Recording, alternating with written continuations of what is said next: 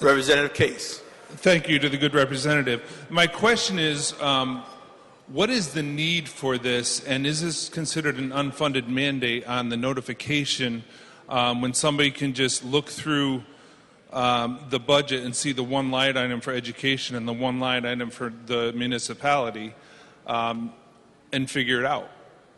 Through you, Mr. Speaker. Representative D'Agostino.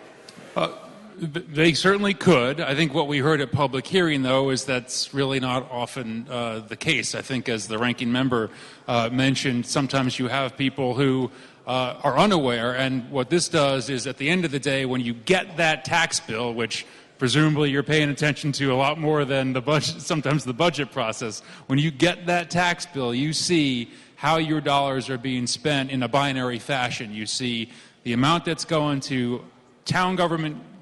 It's not broken up, but town government, police, fire, etc., and how much is going to the Board of Education. So you'll get that on that tax bill. And the notification requirement hopefully helps engage the populace a little bit more, because there's a notification a couple weeks before the final adoption that says, hey, here's what your town's considering.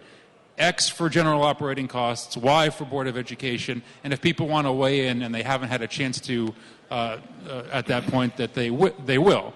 Certainly without this, people can find out those amounts. They should be able to find out those amounts. We're just trying to make it easier along the process, and at the end of the day, if they weren't engaged, they'll see it at the end of the day when they get that tax bill.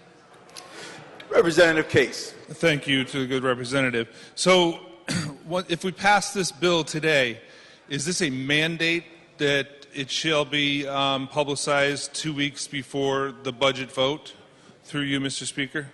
Representative D'Agostino. Through you, Mr. Speaker, it is. I think we have to be honest about that. Now, I will say that under the current statutory scheme, towns with a Board of Finance,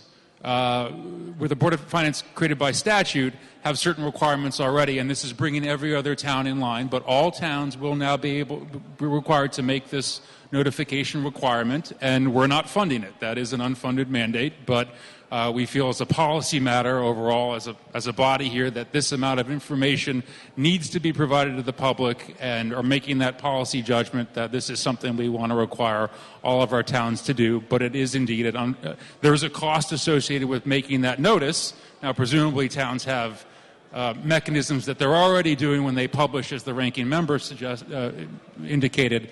They publish the Board of Education budget already. They make sure that people are aware of these things through a notification process.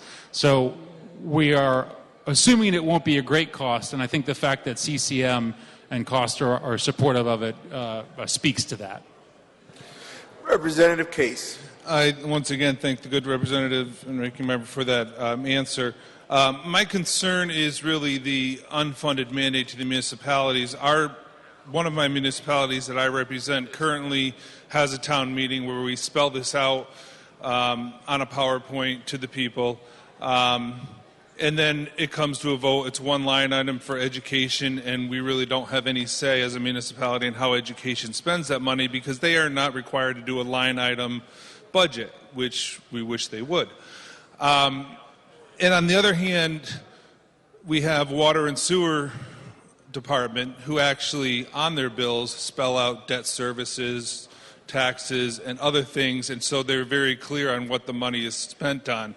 My concern is the unfunded mandate of having to publish this 2 weeks before, and we're trying to get away from doing newspaper ads and mailings, because a lot of people, especially in the northwest corner, don't usually return from down south till early June, so we're not too sure how they're going to obtain the information. So as far as it being an unfunded mandate to the municipalities, at this time I'd have to vote against it, but I will listen to the rest of the testimony. Thank you, Mr. Speaker.